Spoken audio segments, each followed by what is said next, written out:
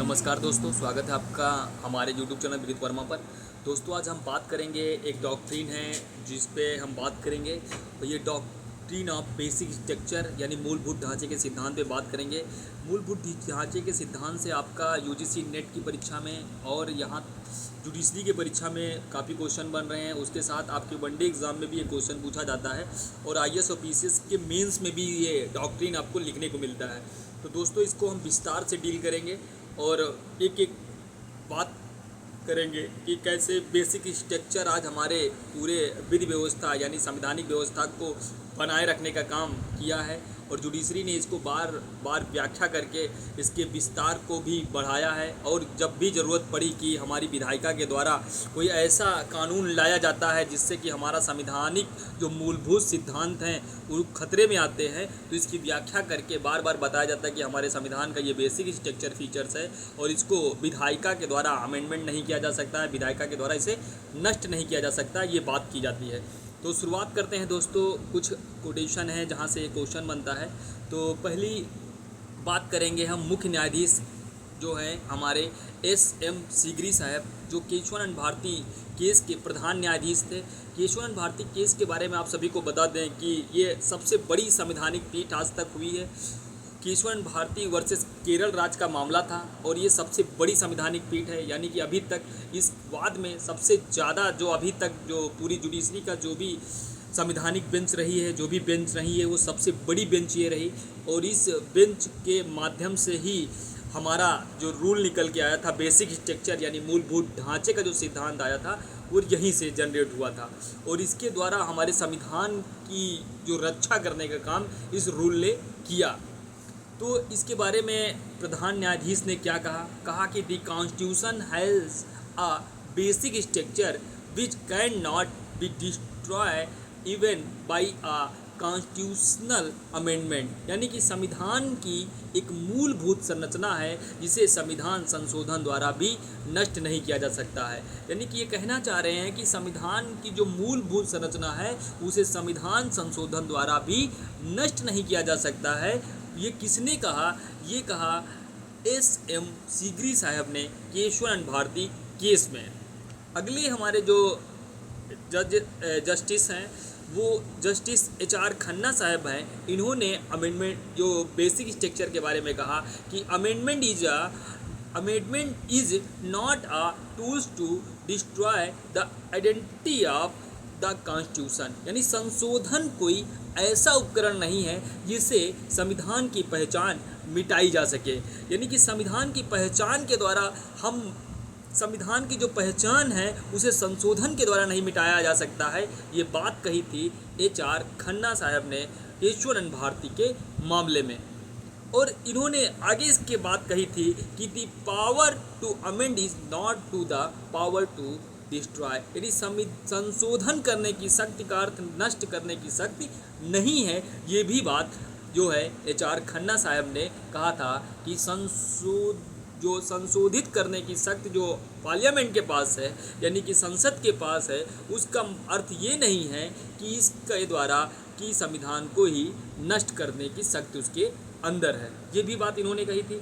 फिर अगले हमारे जो न्यायाधीश हैं JM सेलेट साहब, इन्होंने क्या कहा? इन्होंने कहा कि the basic structure is not the found in any one provision, it is the combination of the several features which reflect the core of the constitution, यानी कि मूलभूत ढांचा किसी एक प्रावधान में नहीं बल्कि कई विशेषताओं के समुच्चय में निहित है जो संविधान के केंद्र को दर्शाता है। इन्होंने कहा कि मूलभूत ढांचा प्रावधान केवल एक जगह पे नहीं है, किसी एक प्रावधान में नहीं है, बल्कि पूरे संविधान को अगर हम देखेंगे तो बहुत से ऐसे पार्ट हैं जहां पर ये हमारा टिका हुआ संविधान है, यानी कि उसका बेसिक स्ट्रक्चर की आपको झलक दिखती है। अगले हमारे न्यायाधीश हैं, उन्होंने क्या कहा? न्यायमूर्ति जो है चंद्रचूड़ साहब ने कहा, और इनका एक जो उस समय एक ये 2015 में एक भाषण दे रहे थे, उसमें कहा था कि the basic structure doctrine is India's unique contribution to constitutional jurisprudence, यानी मूलभूत जो संरचना है का सिद्धांत है वो भारतीय संवैधानिक विधिशास्त्र में एक अद्वितीय योगदान है। यानी कि इन्होंने माना इस बात को, इन्होंने इस बात पे बहुत ज़्यादा जोर दिया कि जो मूलभूत संरचना का सिद्धांत आया है ये भारतीय संवैधानिक विधिशास्त्र में एक अद्वितीय योगदान है, क्योंकि इसका व्याख्या करते हुए सुप्रीम कोर्ट ने बहुत बार हमारे संविधान को बचाया है, संविधान की मूलभूत आत्मा को बचाने का काम किया है बेसिक स्ट्रक्चर डॉक्ट्रिन ने। ये बात अपने इन्होंने भाषण में कही और इससे पता चलता है कि बेसिक स्ट्रक्चर जो रूल है किस तरीके से हमारी संवैधानिक मूल्यों और सिद्धांतों को बनाए रखा है। अगले हमारे जो न्यायाधीश हैं उन्होंने क्या कहा, यानी कि हमारे एक जो जूरिस्ट हुए हैं, संवैधानिक इतिहासकार भी इनको कहा जाता है, और ये आस्टीन साहब हैं, इन्होंने क्या कहा कि the basic structure doctrine stands as a sentry to the India's constitutional identity, यानी मूलभूत संरचना सिद्धांत भारत की संवैधानिक पहचान का प्रहरी है। ये क्वेश्चन भी यूजीसी नेट के एग्जाम में पूछा गया था कि किस विधिशास्त्री ने, किस संवैधानिक इतिहासकार ने कहा था कि मूलभूत संरचना सिद्धांत भारत की संवैधानिक पहचान का प्रहरी है। प्रहरी का मतलब है रक्षा करने वाला। कौन सा ऐसा सिद्धांत है, तो वो है बेसिक स्ट्रक्चर का सिद्धांत। अगले हमारे विधिशास्त्री हुए जो विशेषज्ञ रहे संविधान के एन पालकीवाला। इन्होंने कहा, पालकीवाला साहब ने कहा कि without the basic structure doctrine the constitution would be a play thing in the hand of transcend majority, यानी कि मूलभूत संरचना सिद्धांत के बिना संविधान अस्थायी बहुमत के हाथों का खिलौना बन जाएगा। यानी मूलभूत संरचना का सिद्धांत अगर नहीं होगा तो बिना मूलभूत संरचना के सिद्धांत के संविधान अस्थायी बहुमत के हाथों का खिलौना बन जाएगा। ये बात पालकीवाला साहब ने कही। अगले हमारे जो सुप्रीम कोर्ट का एक केस है उसमें क्या कहा गया बेसिक स्ट्रक्चर के बारे में, तो मिनर्वा मिल केस है, 1980 का केस है। AIR भी आपको याद कर रखना है। यूजीसी नेट की परीक्षा और LLM एंट्रेंस एग्जाम की परीक्षा में AIR भी आपसे पूछा जाता है। यहाँ पे जो है न्यायमूर्ति जो है चंद्रचूड़ साहब जी ने कहा कि the Indian constitution is the founded on the bed rock of the balance between part 3 and part 4, यानी कि भारतीय संविधान की नींव भाग 3 और मौलिक अधिकार भाग 4 निर्देशक तत्व के संतुलन पर टिकी है, और ये हमारे संविधान का जो है बेसिक स्ट्रक्चर है। ये भी बात यहीं पे कही। फिर हमारा SR बम्बई केस 1994 का है, जिसमें पंथ निरपेक्षता को लेकर कहा गया था कि secularism is a part of the basic structure of the constitution, यानी सेकुलरिज्म पंथ निरपेक्षता संविधान की मूलभूत संरचना का अभिन्न अंग है। ये बात कही गई। फिर अगली जो बात है जो हमारी केशवानंद भारती का जो केस है उसमें कहा था कि the parliament has wide power of the amendment but it can not destroy the essential features of the constitution, यानी कि संविधान पार्लियामेंट के पास बहुत सारा पावर है अमेंडमेंट करने का, लेकिन जो हमारे इसेंशियल फीचर्स हमारे संविधान के हैं उनको डिस्ट्रॉय नहीं किया जा सकता है। ये बात कही गई केशवानंद भारती के केस में। फिर हम देखते हैं कि मूलभूत जो संरचना का सिद्धांत है उसकी परिभाषा क्या है। हमने बात कर ली कि मूलभूत ढांचे के सिद्धांत के बारे में बहुत सारे विधिशास्त्री जस्टिस ने क्या कहा, क्योंकि यहाँ से क्वेश्चन पूछता कि किसने क्या कहा हमारे बेसिक स्ट्रक्चर के बारे में। ये आपकी बात हो गई। फिर अगली बात हमारी होगी मूलभूत संरचना सिद्धांत की परिभाषा की। तो मूलभूत संरचना सिद्धांत का आशय भारतीय संविधान के उन मूल तत्वों से है जिन्हें संविधान संशोधन द्वारा भी बदला नहीं जा सकता है, चाहे संसद को अनुच्छेद 368 के अंतर्गत संशोधन की शक्ति प्राप्त हो। यानी कि कहा जाता है कि भारतीय संविधान के जो मूल तत्व हैं उनको संशोधन के द्वारा नहीं बदला जा सकता है, भले ही पार्लियामेंट के पास पावर आर्टिकल 368 में संविधान संशोधन करने की है। तो न्यायालय की जो परिभाषा है कि parliament is the empowered to amend the constitution but can not alter its basic structure, ये बात कही थी Keshavananda Bharati versus state of Kerala 1973 के केस में। अब हम बात करेंगे कि संविधान के संबंधित अनुच्छेद जो हैं इससे बेसिक स्ट्रक्चर से। तो अनुच्छेद 368 संविधान संशोधन की प्रक्रिया से संबंधित है। अनुच्छेद 13(2) जो राज्य ऐसा कोई भी कानून नहीं बना सकता है जो मूल अधिकारों के विरुद्ध है। इन दोनों अनुच्छेदों की व्याख्या से यह सिद्धांत हमारा निकला।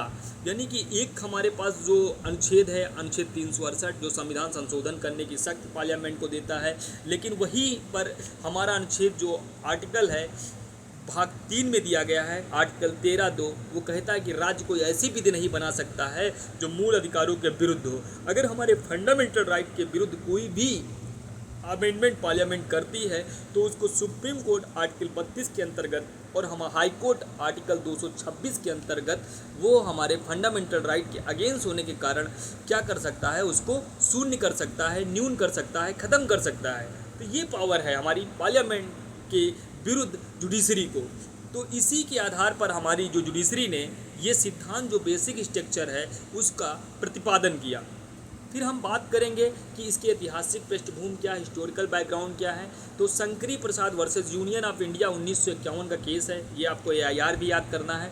और इस केस में क्या हुआ था कि निर्णय संसद के अनुच्छेद 368 के अंतर्गत मूल अधिकारों में संशोधन करने की शक्ति है। यानी शंकरी प्रसाद वर्सेस यूनियन ऑफ इंडिया 1951 के केस में कहा गया था कि संसद को अनुच्छेद 368 के अंतर्गत मूल अधिकारों में संशोधन करने की शक्ति है और संविधान संशोधन को कानून नहीं माना गया था। यानी कि जो हमारे भाग 3 के आर्टिकल 13 में संविधान संशोधन को एक जब वहाँ पे बात करेंगे विधि की, तो विधि में 8 शब्द दिए गए हैं। अध्यादेश की बात की गई है, वहाँ पर विधि की बात की गई है, उपविधि की बात की गई है, नियम की बात की गई है, लेकिन वहाँ पे संविधान संशोधन को विधि के रूप में नहीं माना गया। जबकि वहाँ पे रूढ़ि और प्रथा को भी विधि माना गया है, लेकिन संविधान संशोधन को विधि नहीं माना गया। इसलिए कहा जाता है कि हमारा जो फंडामेंटल राइट है उनको केवल विधि नहीं राज्य बना सकता है जो फंडामेंटल राइट को छीनती हो, लेकिन संविधान संशोधन जो है वो विधि शब्द के अंतर्गत ही नहीं आता है। तो हमारी पार्लियामेंट के पास ये पावर है कि वो क्या कर सकती है, मूल अधिकारों में संशोधन कर सकती है। तो वो हमारे किसी भी तरीके से फंडामेंटल राइट के अगेंस्ट विधि नहीं होगी, तो वो हमारा क्या है, उसको जो है सुप्रीम कोर्ट और हाई कोर्ट में चैलेंज करके उसको क्या किया जा सकता है, शून्य नहीं घोषित किया जा सकता है। ये बात कही गई थी केशवानंद भारती केस में। अगला हमारा मामला है Sajjan Singh versus state of Rajasthan. 1965 का केस है, 51 का शंकरी का है, सज्जन सिंह का 65 का है। आपको केवल अगर पूरा केस नहीं याद है राजस्थान क्या, वो बात की बात है, पहले शंकरी प्रसाद याद कर लीजिए, फिर सज्जन सिंह याद कर लीजिए, उसका 1951 फिर 1965। केस को याद करने का तरीका यही है कि आप उस व्यक्ति का नाम याद कर लीजिए, उसका AIR याद कर लीजिए। अगर उसके स्टेट का नाम नहीं याद आ रहा है तो वो अलग बात है कि वो यूनियन ऑफ इंडिया का केस है कि स्टेट के अगेंस्ट है, ये अलग बात है। लेकिन आपको कम से कम केस और केस का AIR याद हो जाता है, तब भी आप परीक्षा में अच्छा कर पाएंगे, यो भी नेट के एग्ज़ाम में। इस Sajjan Singh versus state of Rajasthan 1965 के केस में कहा गया कि पुनः यदि विचार संसद को मूल अधिकारों में संशोधन का अधिकार है, लेकिन जो यहाँ पे बात की गई थी कि जो मूल संरचना को जो मतलब बात की गई थी कि यहाँ पे जो है बदला नहीं जा सकता, मतलब जो शंकरी प्रसाद ने बात कही गई थी वही बात यहाँ पे भी कहा गया था कि मूल अधिकारों में संशोधन का संसद को अधिकार है। फिर अगला जो मूलभूत संरचना सिद्धांत की जो उत्पत्ति हुई थी वो Keshavananda Bharati versus state of Kerala 1973 के केस में इसकी उत्पत्ति हुई थी। और ये बेंच थी, 13 जजों की पीठ थी, अब तक की सबसे बड़ी पीठ थी। और इसका जो निर्णय आया था वो 7:6 के बहुमत से ये निर्णय आया था। और इसमें निष्कर्ष क्या निकला था कि संसद संविधान में संशोधन कर सकती है, लेकिन संविधान की मूलभूत संरचना को नहीं बदल सकती है, यानी बेसिक स्ट्रक्चर को नहीं बदल सकता है। और यहीं से इस सिद्धांत की उत्पत्ति हुई और इस मामले से ही बेसिक स्ट्रक्चर डॉक्ट्रिन की स्थापना हुई। और यही ऐसा मामला था जो आज तक हमारे संविधान की रक्षा करता आ रहा है। फिर हम बात करेंगे कि इस जो केस है केशवानंद भारती जिसमें बेसिक स्ट्रक्चर सिद्धांत की उत्पत्ति हुई, इसमें प्रधान न्यायाधीश कौन थे। तो यहाँ पे प्रधान न्यायाधीश जो थे SM जो है सीगरी साहब थे और सर्वोच्च न्यायालय के ये 13वें न्यायाधीश थे। उनका जो कार्यकाल था वो 22 जनवरी 1971 से 25 अप्रैल 1973 तक चला। और केशवानंद भारती केस का निर्णय जो आया था 25 अप्रैल 1973 को सुनाया गया था और यह उनके रिटायरमेंट के ठीक एक दिन पहले था। यानी कि रिटायरमेंट के एक दिन पहले ये निर्णय कि सीगरी साहब ने दिया। और निर्णय की तारीख भी पूछी जाती है। कई बार ये बिहार जुडिशरी के और उत्तराखंड जुडिशरी में एक क्वेश्चन पूछा गया है कि केशवानंद भारती केस का निर्णय की तिथि क्या है, तो 25 अप्रैल 1973 थे। और इसके प्रधान न्यायाधीश कौन थे, वो सीगरी साहब थे। यहाँ बेंच भी पूछी जाती है कि कितने जजों की बेंच थी, 13 न्यायाधीशों की बेंच थी। और निर्णय कितने अनुपात में आया, तो 7:6 में आया था। ये भी आपको क्वेश्चन तैयार करके जाना है। तो सीजीआई सीगरी ने बेसिक स्ट्रक्चर डॉक्ट्रिन का समर्थन किया था और इसे संसद की शक्ति पर एक संवैधानिक सीमा बताया था कि एक जो संसद जो अपने संविधान की जो संशोधन करने की शक्ति है वो असीमित नहीं है, उस पर रोक लगाया जा सकता है। और वो उतनी रोक है जो कि हमारे संविधान का जो बेसिक स्ट्रक्चर है वो बना रहे, वहाँ तक के वो संशोधन नहीं कर सकते हैं। फिर हम बात करेंगे कि अब हमारी बात हो गई हो किस देश, अब ये हमने बात की। फिर हम बात करेंगे कि बेसिक स्ट्रक्चर का डॉक्ट्रिन किस देश से लिया गया, यानी कि सोर्स क्या रहा, कौन सी कंट्री से ये हमारा सिद्धांत आया। तो मूलभूत संरचना सिद्धांत की प्रत्यक्ष प्रेरणा किसी एक देश से नहीं है, बल्कि यह भारतीय न्यायिक नवाचार यानी जुडिशियल इनोवेशन का ये एक तरीके से उत्पत्ति की गई थी। फिर भी कुछ देशों के संवैधानिक विचारों से प्रेरणा मिलती है। जर्मनी संविधान से मुख्य प्रेरणा मिली थी इस सिद्धांत को लेकर। जर्मनी का बेसिक लॉ जो 1949 का था, वही जो है इसकी उत्पत्ति का थोड़ा सा वहाँ पे वो प्रेरणा मिली थी। इसमें कुछ मूल तत्व थे, जैसे कि ह्यूमन जो बात करी जा रही है, लेकिन यहाँ पे ज़्यादातर ये चीज़ें नहीं पूछी जाती हैं। लेकिन वहाँ अगर देखा जाए तो ये भारतीय न्यायाधीशों के द्वारा दिमाग की उनकी उपज थी और उन्होंने ये बेसिक स्ट्रक्चर वास्तव में क्या किया था, जनरेट किया था। तो हम बात करेंगे कि कुछ जजेस हैं उनका विवरण कि इन्होंने क्या कहा केशवानंद भारती के केस में, क्योंकि यहाँ से भी क्वेश्चन कई बार पूछा जाता है और आप सभी नहीं कर पाते हैं कि किस न्यायाधीश ने बेसिक स्ट्रक्चर के मामले में, इस केस के मामले में कौन से न्यायाधीश क्या कहा। तो सीकरी साहब ने कहा था कि संसद की शक्ति सीमित है, मूलभूत संरचना अटूट है। तो ये बात किसने कही थी, तो सीकरी साहब ने कही थी। फिर हमारे ये अगले न्यायाधीश हैं जेएम साहब, इन्होंने कहा था कि संविधान की आत्मा की रक्षा आवश्यक है। और हमारे जो मैथ्यूज साहब ने कहा था कि संविधान में ऐसी कोई सीमा नहीं है बेसिक स्ट्रक्चर संबंधित। फिर खन्ना साहब ने कहा था कि संविधान का मूलभूत ढांचा अपरिवर्तनीय है। और एन राय ने कहा था कि संसद सर्वोच्च है, संसद सर्वोच्च है, संशोधन भी वो कर सकती है। तो इस तरीके से हमने देखा कि कुल 13 जजों में से 7 ने कहा कि संसद की शक्ति सीमित है और 6 ने कहा अपूर्ण शक्ति है। इस प्रकार बेसिक स्ट्रक्चर डॉक्ट्रिन का जन्म होता है। हम अब बात करेंगे इस केस के मतलब पूरे अभी तक जितना हमने पढ़ा उसके पूरे चीज़ों को देखेंगे कि मूलभूत संरचना सिद्धांत किस केस में आया। तो केशवानंद भारती बनाम केरल राज्य 1973 के केस में आया। निर्णय देने वाले मुख्य न्यायाधीश थे जो सीगरी साहब थे। प्रेरणा किस देश से ली गई, तो जर्मनी से ली गई और उसका आर्टिकल था 93, यानी वहाँ का जो बेसिक लॉ था उसके आर्टिकल 79 का जो क्लास है 3 से ये प्रेरित है। न्यायिक समीक्षा को मूल संरचना कब माना गया था, तो यानी न्यायिक समीक्षा यानी जुडिशियल रिव्यू को जो है मूलभूत ढांचा कब माना गया था, तो मिनर्वा मिल्स बनाम भारत संघ 1980 के केस में ये माना गया था। सिद्धांत की जो प्रकृति है यानी कि नेचर कैसा है इसका, तो वो न्यायालय द्वारा निर्मित ये डॉक्ट्रिन है, यानी इसका इनोवेशन जो किया था वो जुडिशरी ने किया था इस डॉक्ट्रिन की। ये बात हो गई। फिर हम अब बात करेंगे जो हम लोग यहाँ तक के सारी बातें हो चुकी है। फिर हम अब बात करेंगे कि इस जो डॉक्ट्रिन में बहुत सारे जो केस हुए हैं उस केस को जिसमें बताया गया कि बेसिक स्ट्रक्चर क्या है।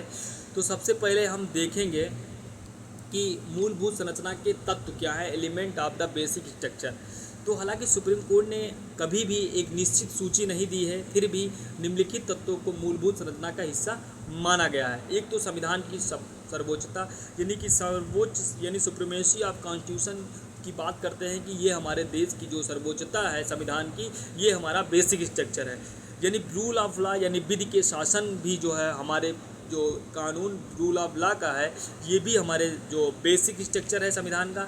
न्यायपालिका की स्वतंत्रता यानी इंडिपेंडेंट जुडिशरी, ये भी हमारे बेसिक जो स्ट्रक्चर है, ये भी हमारा जो क्या है बेसिक स्ट्रक्चर है। मौलिक अधिकार, पंथ निरपेक्षता, लोकतांत्रिक व्यवस्था, शक्तियों का पृथक्करण, संघात्मक ढांचा, न्यायिक पुनर्विलोकन और मतदाताओं का स्वतंत्र चयन, ये सारी चीज़ें क्या हैं, ये सारी चीज़ें हमारे संविधान की बेसिक स्ट्रक्चर है और इनको संविधान संशोधन के द्वारा छीना नहीं जा सकता है। तो ये चीज़ें कुछ मूलभूत हैं जो हमारी बेसिक स्ट्रक्चर के अंतर्गत आती हैं। अन्य जो प्रमुख केस हैं उनको हम देखते हैं। तो इंदिरा नेहरू गांधी वर्सेस राजनारायण 1975 का केस, AIR आप सभी याद रखना। UGC नेट की परीक्षा और जितने भी बच्चे हैं उनको ये AIR तो हमेशा याद करके ही जाना पड़ेगा, जितना मैं इंपॉर्टेंट केस बताता हूँ। इंदिरा गांधी जो इंदिरा नेहरू गांधी वर्सेस राजनारायण का जो केस है, ये आपातकाल के दौरान चुनावी विवादों को न्यायालय की समीक्षा से बाहर रखने की कोशिश की गई थी और सुप्रीम कोर्ट ने इसे असंवैधानिक ठहराया था और न्यायिक समीक्षा यानी जुडिशियल रिव्यू और लोकतंत्र को मूल संरचना का सिद्धांत कहा था। यानी कि जो न्यायिक समीक्षा है और लोकतंत्र कि जो लोकतंत्र को क्या माना गया था, ये बेसिक स्ट्रक्चर माना गया था। किस केस में आपसे वहाँ से पूछा जाता है कि न्यायिक समीक्षा और लोकतंत्र, इन दोनों चीज़ों को बेसिक स्ट्रक्चर किस केस में माना गया था, तो नेहरू गांधी वर्सेस राजनारायण 1975 के केस में माना गया था। फिर अगला अगर पूछा जाएगा तो Minerva mills versus union of India 1980 के केस में पूछा जाएगा कि संसद की जो संशोधन की शक्ति है वो सीमित है, इस केस में बताया गया था।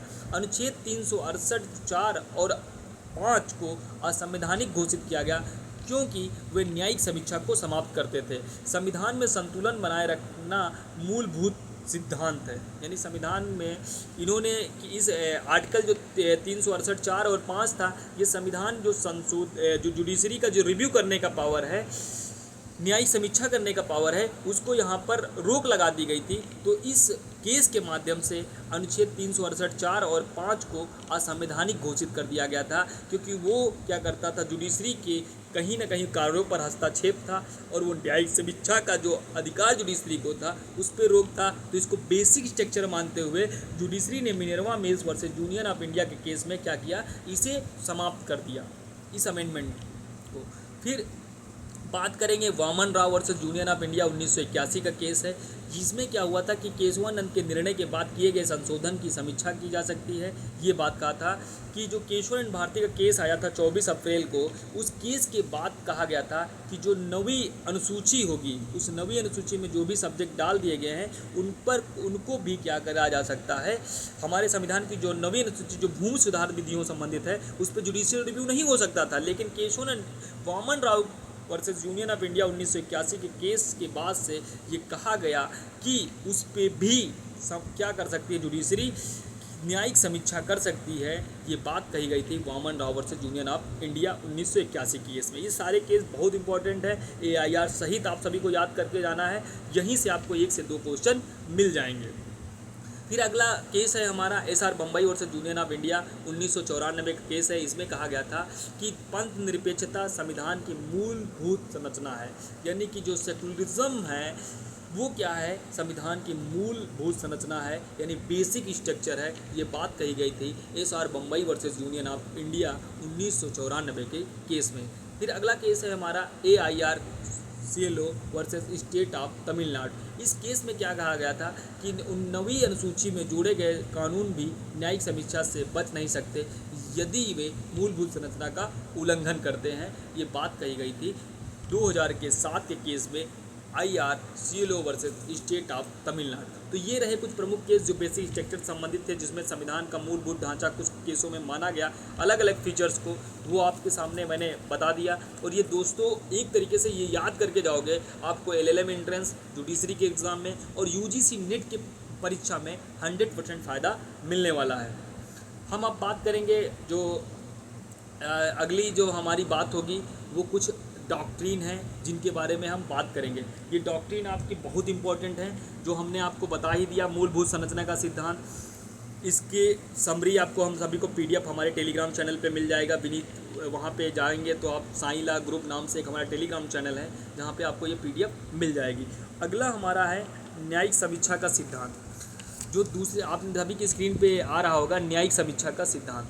तो जो डॉक्ट्रिन ऑफ जुडिशियल रिव्यू है, इसके बारे में जो इंट्रोडक्शन आप देखेंगे तो इसका तात्पर्य है न्यायपालिका की सरकार के अन्य अंगों यानी कार्यपालिका और विधायिका के कृत्यों की संवैधानिक वैधता पर निर्णय लेने की शक्ति है।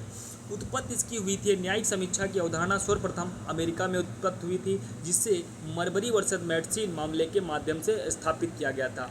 इसका जो महत्व है, ऐसे किसी भी कृत्य को विनियमित करना जो संविधान का उल्लंघन करता हो, उसके लिए इस सिद्धांत का जो है उत्पत्ति की गई थी। इससे संबंधित जो निर्णय है, इंदिरा गांधी वर्सेस राजनारायण केस 1975 में न्यायिक समीक्षा को संविधान की मूल संरचना कहा गया था। इससे जो संबंधित प्रावधान है, आर्टिकल 13, आर्टिकल 32, आर्टिकल 226 और अनुच्छेद 131 से 136, अनुच्छेद 137 और अनुच्छेद 245 और 246 3 और अनुच्छेद 251 तथा अनुच्छेद 254 में हम देखते हैं कि इसके आधार पर न्यायालय क्या करता है, न्यायिक समीक्षा करती है और इस डॉक्ट्रिन का प्रयोग करके इन आर्टिकलों के माध्यम से हमेशा हमारी न्यायालय क्या करती है, विधायिका द्वारा पारित किए गए किसी भी कानून को, चाहे वो फंडामेंटल राइट को छीनती हो या वो क्या करती हो, या अनुच्छेद 245 के अंतर्गत संसद और राज्य विधानमंडल अगर कोई कानून बनाता है तो उसकी भी समीक्षा ये इसी डॉक्ट्रिन के माध्यम से करती है। अगर आर्टिकल 246(3) के अंतर्गत जो लिस्ट बताई गई, उस लिस्ट के अगेंस्ट जाकर उसके आगे जाकर कोई अगर कानून बनाती है तो उसकी भी समीक्षा करती है हमारी विधायिकी यानी न्यायिक समीक्षा के सिद्धांत के द्वारा ये सारे काम होते हैं। ये बहुत महत्वपूर्ण डॉक्ट्रिन है, इसको विस्तार से भी आप सभी को बता देंगे, लेकिन आप सभी का पेपर है तो मैं आपको बहुत जो है ना बताकर आपको मुख्य बातें बताने आया हूँ। अगला हमारा सिद्धांत है विधि की सम्यक प्रक्रिया का सिद्धांत यानी doctrine of due process of law. इसके बारे में इंट्रोडक्शन आप सभी देख लेते हैं कि यह ऐसा सिद्धांत है जो न केवल यह जांचता है कि क्या कोई कानून किसी व्यक्ति को प्राण और दैहिक स्वतंत्रता से वंचित करता है, बल्कि यह भी सुनिश्चित करता है कि कानून निष्पक्ष और न्यायसंगत बनाया गया है। इसकी उत्पत्ति जो हुई थी, इस सिद्धांत की उत्पत्ति ब्रिटिश कॉमन लॉ से हुई थी। इसे सबसे पहले मैग्ना कार्टा में देखा गया था, जो इंग्लैंड की देसी कानून है। इसका जो महत्व है, यह राज्य को ऐसी कार्रवाई करने से रोकता है जो किसी व्यक्ति को उसकी सुरक्षा, स्वतंत्रता या जीवन के अधिकार जैसे कि संविधान द्वारा जो प्रदत्त मूल अधिकारों से वंचित करता है। इससे जो संबंधित जो इस डॉक्ट्रिन से संबंधित जो केस है वो मेनका गांधी वर्सेस भारत संघ का केस 1978 का है। इसमें उच्चतम न्यायालय ने माना कि अनुच्छेद 21 के अर्थ में विधि द्वारा स्थापित जो प्रक्रिया है सही और न्यायसंगत तथा निष्पक्ष होनी चाहिए एवं मनमानी, काल्पनिक व दमनकारी नहीं होनी चाहिए, अन्यथा उस पर कोई प्रक्रिया लागू नहीं की जाएगी और अनुच्छेद 31 की शर्त पूरी नहीं होगी। अगर आप सभी से क्वेश्चन पूछा जाता है कि मेनका गांधी के अगर ये कोटेशन ही पूछ ली जाती है कि उच्चतम न्यायालय ने किस केस में कहा था कि विधि द्वारा स्थापित प्रक्रिया सही और न्यायसंगत तथा निष्पक्ष होनी चाहिए एवं मनमानी, काल्पनिक व दमनकारी होनी चाहिए, अन्यथा उस पर कोई प्रक्रिया लागू नहीं की जाएगी और अनुच्छेद 21 की शर्त पूरी नहीं होगी, इस किस केस में कहा गया था। तो ये केस जो आपसे पूछा जाएगा तो आपको वहाँ पे टिक करना होगा, आपको सही ऑप्शन चुनना होगा मेनका गांधी बनाम भारत संघ के वाद में। मेनका गांधी बनाम भारत संघ, इसका AIR भी आपको सभी को तैयार करके जाना है। 1978 में ये केस आया और ये किस आर्टिकल से संबंधित ये डॉक्ट्रिन है, तो ये डॉक्ट्रिन है आर्टिकल 21 संबंधित, यानी कि ये doctrine due process of law जो है ये जो है किस आर्टिकल से संबंधित है, तो आर्टिकल 21 से। ये विस्तार से भी आप सभी को बताएंगे, आप सभी अगर कमेंट करेंगे बताएंगे तो विस्तार से भी सारे डॉक्ट्रिन हम आपको बताएंगे। लेकिन UGC नेट का जो परीक्षा है आपका बहुत ही जल्द होने वाला है, इसलिए आप सभी को थोड़ा तेज़ी के साथ हम यहाँ पे चीज़ें बता रहे हैं। संवैधानिक नैतिकता का सिद्धांत यानी डॉक्ट्रिन ऑफ द कॉन्स्टिट्यूशनल जो है मोरलिटी के बारे में इसमें कहा गया कि इस जो इंट्रोडक्शन इसका आप सभी देखते हैं, इसका अर्थ है कि संवैधानिक लोकतंत्र के मूल सिद्धांतों का पालन करना, और इसके अलावा यह गारंटी है कि उच्च न्यायालय बहुसंख्यक सरकारों के विरोध के बावजूद सभी अल्पसंख्यकों के संरक्षण के लिए प्रतिबद्ध है। और इसका जो महत्व है और इसकी उत्पत्ति कहाँ हुई, तो संवैधानिक नैतिकता के सिद्धांत की उत्पत्ति जो है अंग्रेजी इतिहासकार जो जॉर्ज ग्रोटे की कृत्य से हुई है। और इसका जो अनुप्रयोग है यानी महत्व है, डॉक्टर B.R. अम्बेडकर के अनुसार इसका अर्थ होगा कि विभिन्न लोगों के परस्पर विरोधी हितों के बीच प्रभावी समन्वय तथा किसी भी कीमत पर अपने लक्ष्यों की प्राप्ति के लिए काम करने वाले विभिन्न समूहों के बीच बिना किसी टकराव के उन्हें सौहार्दपूर्ण ढंग से हल करने के लिए प्रशासनिक सहयोग प्रदान करना। जो हमारा जो संवैधानिक जो मोरालिटी है उसके बारे में कुछ महत्वपूर्ण केस हैं जो आप सभी को याद करके जाना है। और यहाँ से क्वेश्चन UGC नेट में आपको एक क्वेश्चन मिलने वाला है इस केस, यहाँ के केसों से। तो इससे संबंधित निर्णय है, पहला है सबरीमाला केस जो 2018 का केस है। इस केस में उच्चतम न्यायालय ने कहा कि भारत के संविधान में गारंटीकृत धार्मिक स्वतंत्रता, लैंगिक समानता और महिलाओं के पूजा के अधिकार को बरकरार रखा गया। ये था हमारी नैतिकता और ये संवैधानिक मूल्यों की रक्षा करने वाला मामला था। और इसमें भारत के उच्चतम न्यायालय ने ही कहा था कि भारत के संविधान में गारंटीकृत धार्मिक स्वतंत्रता, लैंगिक समानता और महिलाओं की पूजा के अधिकार को बरकरार रखा था इस वाद में। अगला हमारा केस था जो केशवन भारती 1973 का केस है। इस केस में उच्चतम न्यायालय ने संविधान की मूल संरचना का उल्लंघन करने की संसद की शक्ति को प्रतिबंधित किया था, यानी कि उस पर रोक लगाया था। ये भी केस हमारी संवैधानिक मूल्यों की रक्षा करने वाला केस था। अगला हमारा केस है नाज फाउंडेशन का मामला। ये जो है केस उच्चतम न्यायालय में कहा था कि केवल संवैधानिक नैतिकता ही अभिभावी होगी, ना कि सार्वजनिक नैतिकता। ये कोटेशन भी पूछी गई थी कि किस वाद में कहा गया है कि किस मामले में उच्चतम न्यायालय ने कहा है कि केवल संवैधानिक नैतिकता अभिभावी होगी, ना कि सार्वजनिक नैतिकता। ये किस केस में कहा गया था, तो ये नाज फाउंडेशन मामले में कहा था। तो इस डॉक्ट्रिन पे जो संबंधित हमारा आर्टिकल है, आर्टिकल 12 से 35 यानी फंडामेंटल राइट, आर्टिकल 36 से 51 यानी भाग 4 यानी कि DPSP directive principle of state policy यानी कि राज्य के निर्देशक तत्व, और आर्टिकल 51 ये यानी कि हमारे मौलिक कर्तव्य और हमारी संविधान की उद्देश्य का, ये संवैधानिक जो मूल्यों के बारे में बात करती है। ये सारे जो डॉक्ट्रिन है यहाँ पे ये काम करता है। अगला हमारा जो है सिद्धांत है वो है डॉक्ट्रिन ऑफ पैल्यूटर पेज, जो बात करता है प्रदूषणकर्ता भुगतान करने का सिद्धांत। ठीक है, इस सिद्धांत के जो इंट्रोडक्शन में आप देखेंगे कि पर्यावरण कानून में प्रदूषणकर्ता भुगतान करेगा का सिद्धांत लागू किया गया ताकि प्रदूषण फैलाने वाले पक्ष को प्राकृतिक पर्यावरण को हुए नुकसान की भरपाई के लिए उत्तरदायी बनाया जा सके। अगर आपसे पूछे जाएगा कि प्रदूषणकर्ता भुगतान करेगा सिद्धांत का अर्थ क्या है, तो इसमें कहा जाता है कि पर्यावरण कानून में जो प्रदूषण भुगतान करेगा का सिद्धांत जो लागू किया गया है ताकि प्रदूषण फैलाने वाले पक्ष को प्राकृतिक पर्यावरण को हुए नुकसान की भरपाई के लिए उत्तरदायी बनाया जा सके। इसकी जो उत्पत्ति हुई थी, यह विचार 1990 में थॉमस जो है लिंडक्विस्टर द्वारा स्वीडन की सरकार के समक्ष प्रस्तावित किया गया था। और इसकी जो महत्व है, इससे का महत्व इस बात से स्पष्ट होता है कि प्रदूषण फैलाने वालों को इसकी कीमत चुकाने के लिए उत्तरदायी ठहराया जा सके, इसलिए इस डॉक्ट्रिन की उत्पत्ति हुई। और इससे संबंधित जो केस हैं वो हाल ही में उच्चतम न्यायालय ने हरियाणा, पंजाब और उत्तर प्रदेश की सरकारों से स्पष्टीकरण मांगा है कि क्यों ना उन सर्दियों के महीने में पराली जलाने की घटनाओं के लिए टॉर्ट लॉ यानी कि अपकृत विधि के तहत दंडित किया जाए और भारी जुर्माना लगाया जाए। इसी सिद्धांत के आधार पर आज जो पराली जलाते हैं, पराली जलाने वाले लोगों के विरुद्ध इसी सिद्धांत के आधार पर क्या किया जाता है, उन पर कार्रवाई की जाती है।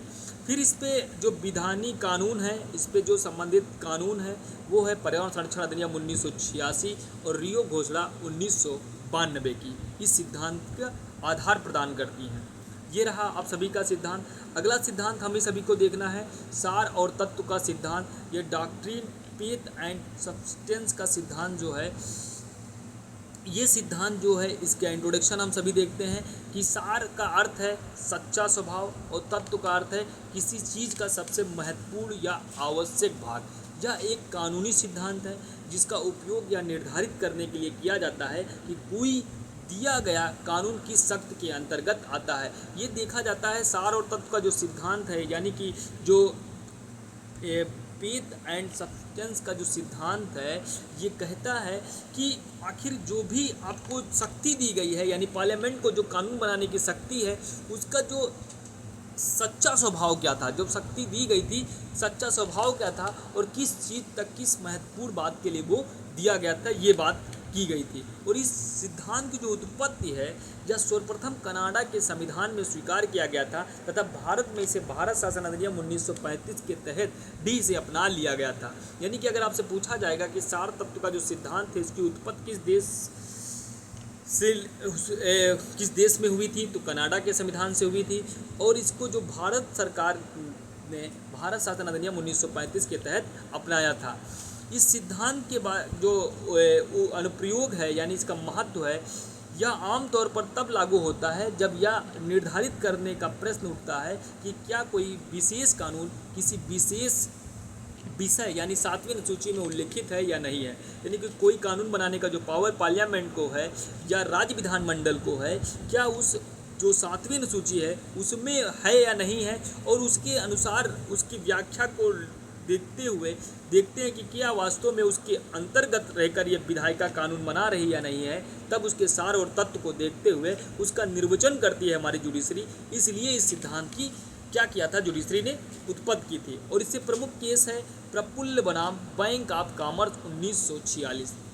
प्रफुल्ल बनाम बैंक ऑफ कॉमर्स 1946 महत्वपूर्ण केस है, आप सभी से पूछा जाता है। भाग 11 में ये चैप्टर आता है और भाग 11 में संविधान में ये पूछा जाता है कि प्रफुल्ल बनाम बैंक ऑफ कॉमर्स 1946 का जो केस है, इसमें उच्चतम न्यायालय ने माना कि धन उधार देना यानी राज्य का विषय है से संबंधित लेन देन केवल इसलिए अवैध नहीं है क्योंकि यह संयोग वचन पत्रों को प्रभावित करता है।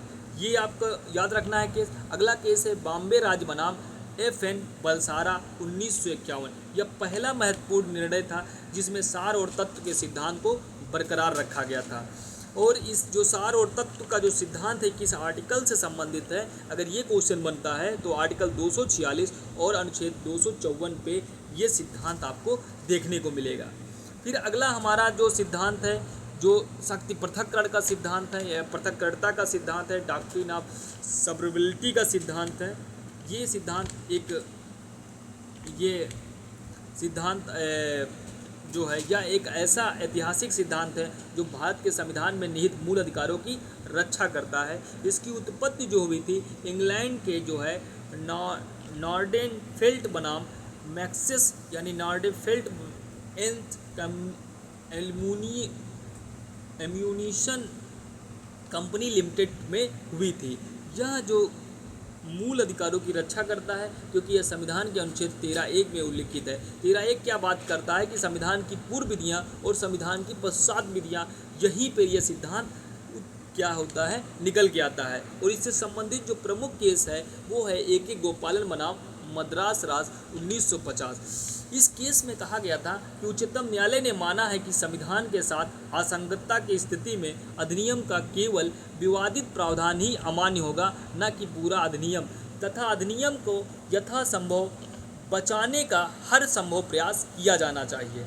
ये कहते हैं कि अगर कोई भी अधिनियम है जो संविधान के पूर्व का है या संविधान के बनने के पश्चात का अधिनियम है, अगर उसका कोई भाग अगर संविधान के फंडामेंटल राइट को छीनता है या न्यून करता है या कम करता है या अवैध करता है, तो उसका जो पार्ट अवैध है, जो भाग हमारे फंडामेंटल राइट को छीनता है, वही भाग उसको निकाल दिया जाएगा, बल्कि पूरे अधिनियम को क्या है नहीं हटाया जाएगा। तो इस तरीके से ये सिद्धांत AK गोपालन बनाम मद्रास राज्य 1950 में पहली बार देखने को मिला। उसके बाद बॉम्बे राज्य बनाम FN बलसारा 1951 के केस में भी बॉम्बे मद्य निषेध अधिनियम की 8 धाराओं को अवैध घोषित किया जाने के बाद उच्चतम न्यायालय ने माना कि जो भाग मूल अधिकारों की सीमा तक अवैध है उसे अधिनियम के शेष भाग से पृथक किया जाना चाहिए, यानी अलग कर देना चाहिए। ये बात हुआ। और ये जो सिद्धांत है, अगर आपसे क्वेश्चन पूछा जाएगा कि पृथकता का जो सिद्धांत है किस आर्टिकल पर आधारित है संविधान के, तो अनुच्छेद 13 पर आधारित है। अगला हमारा सिद्धांत है आच्छादन का सिद्धांत, यानी डॉक्ट्रिन ऑफ इक्लिप्स।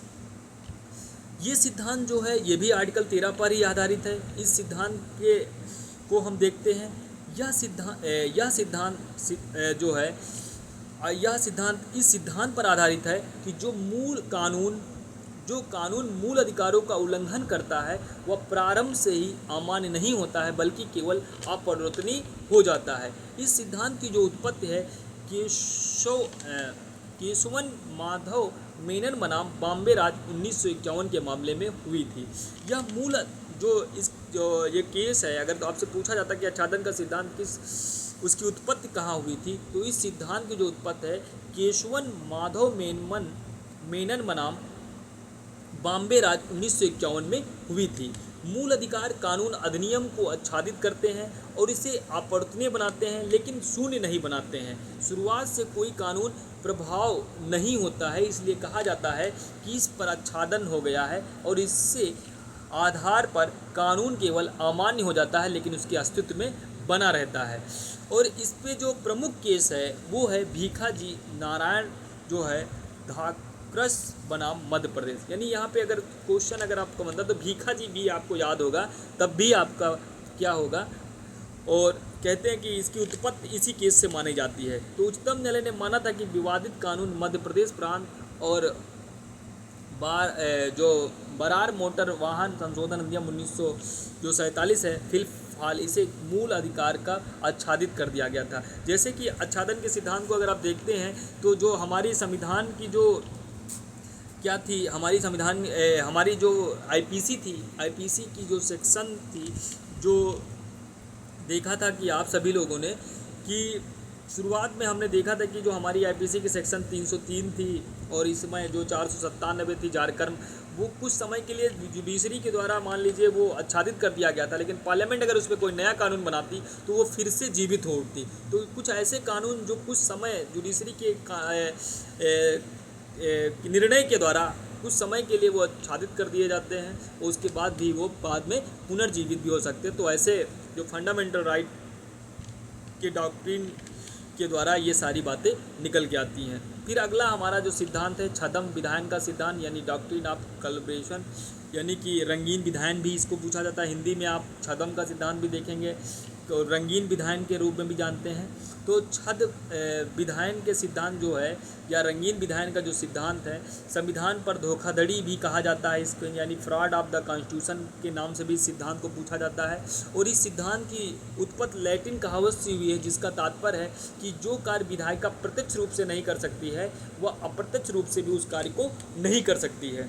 ये सिद्धांत में यानी कहा जाता है कि इस गिरगिट सिद्धांत भी, या अगर आप आएगा कलर, अगर आपसे पूछा जाएगा छद विधायन के रूप में पूछा जाता है, रंगीन विधायन का, और जो है इस तरीके से अगर इसका नाम पूछा जाता तब भी आपको देखना है। इसमें ये होता है कि यह सिद्धांत तब लागू होता है जब विधायिका के पास किसी विशेष विषय पर कानून बनाने की शक्ति नहीं होती है, फिर भी वह अप्रत्यक्ष रूप से कानून बना देती है। जैसे कि अगर कोई राज्य विधानमंडल कोई कानून ऐसा बना देता है जैसे कि वो संसद के पास है, लेकिन प्रथम दृष्टया वो देखने में लगता है कि उस पर पावर क्या था कि राज्य विधानमंडल को लग रहा है कि उस पर पावर है, वो कानून जाके अपनी सीमा को लांघते हुए वो जो है केंद्रीय कानून पर कानून कोई बना देता है। तो क्या होता है कि उसको जब न्यायपालिका द्वारा जब उसकी जांच की जाती है तो जांच में यह पाया जाता है कि वो कानून बनाने का अधिकार उसके पास नहीं था। तब यहाँ पे कहा जाता है कि जो काम उसको प्रत्यक्ष रूप से नहीं था, कि यानी कि संघ की लिस्ट पर कानून बनाने का अधिकार जो है राज्य विधानमंडल को नहीं है, तो अप्रत्यक्ष रूप से भी अगर वो किसी भी शब्द के एक पार्टिकुलर शब्द को परिभाषित करते हुए या उसको व्याख्या करते हुए अगर कोई कानून बनाता है तो वो अवैध हो जाएगा। इस तरीके से इसमें एक केस भी है R.S. जोशी बनाम अजीत मिल्स 1977 का। इस केस में उच्चतम न्यायालय ने माना कि बल की संविधि में प्रशासनिक बल का जो छद प्रयोग या ज़बरदस्ती प्रयोग या संविधान पर गलत बयानी ऐसी अभिव्यक्तियां हैं जो केवल यह दर्शाती हैं कि विधानसभा किसी विशिष्ट कानून को अधिकृत करने में अक्षम है। और ये जो डॉक्ट्रिन है, अगर आपसे पूछा जाएगा कि डॉक्ट्रिन ऑफ कैलिब्रेशन लेजिस्लेशन ये किस आर्टिकल पर आधारित है, किस आर्टिकल में यह सिद्धांत दिया गया है, तो आर्टिकल 246 में ये बात की गई है। ये दोस्तों आपका जो डॉक्ट्रिन था। एक अगला जो डॉक्ट्रिन है हमारा, जो 11 नंबर का डॉक्ट्रिन है, सामंजस्य विधान का सिद्धांत।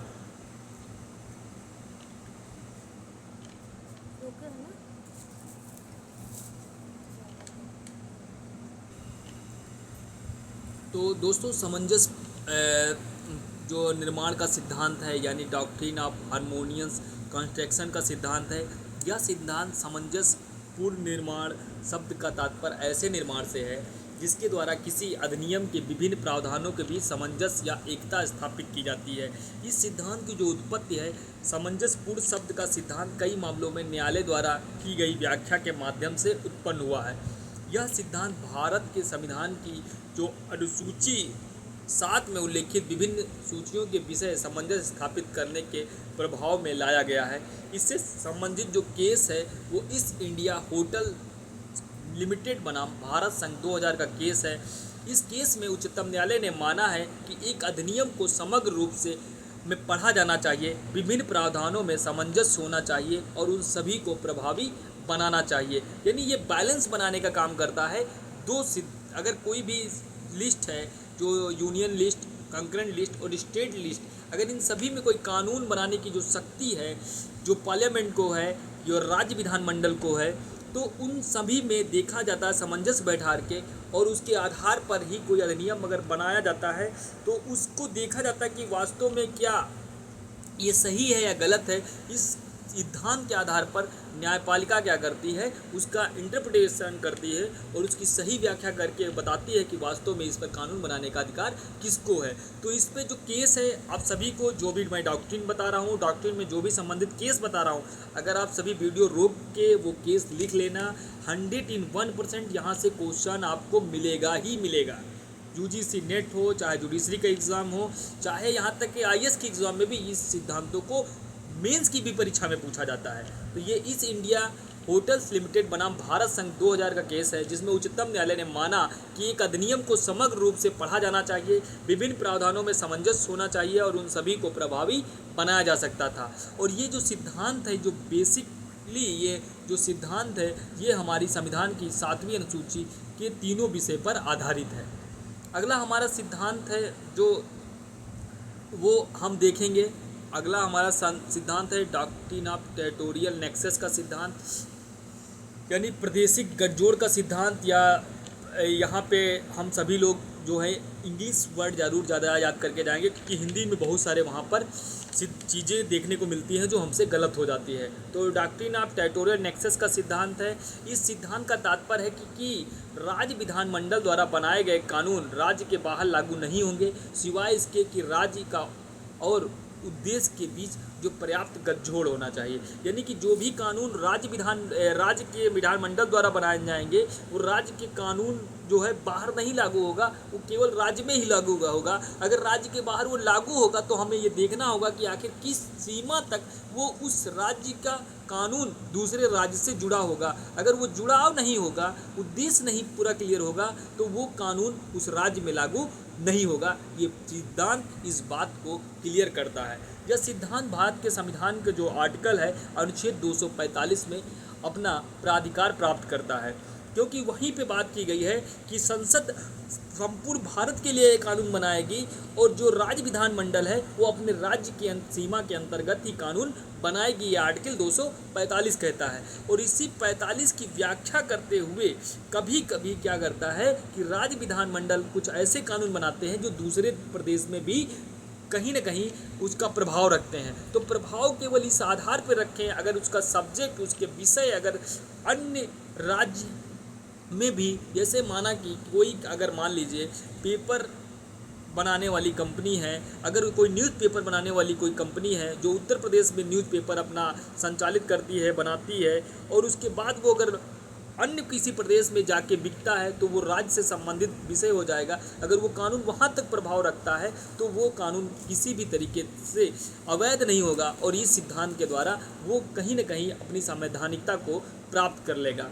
तो इसीलिए इस सिद्धांत का क्या है, इस आर्टिकल के माध्यम से इसका जो है उत्पत्ति हुई और इस सिद्धांत को यह निर्धारित करने के लिए लागू किया गया जाता है कि कोई विशेष विधान प्रादेशिक गठजोड़ के अंतर्गत आता है या नहीं आता है, यानी टेरिटोरियल नेक्सस सिद्धांत के अंतर्गत आता है या नहीं आता है। इसमें जो प्रमुख केस हैं ये दोनों केस आप सभी को याद करके जाना है। मैं एक बार फिर से कह रहा हूँ कि आप वीडियो को रोक के, अगर आपको लगता है कि थोड़ा तेज़ी से सर पढ़ा रहे हैं तो आप सभी वीडियो रोक के इन केसों को लिखिएगा और प्रत्येक जो भी मैं सिद्धांत बता रहा हूँ उन सभी केसों को आप कहीं ना कहीं पा ही जाएंगे 1 से 2 नंबर। आपका जीआरएफ का सपना अगर नहीं पूरा हो रहा तो ऐसी ही चीज़ें जब आप पढ़ेंगे और ऐसे केसों को जब तैयार करके AIR के साथ जाएंगे तो आपका जीआरएफ का सपना पूरा बहुत ही जल्द हो जाएगा।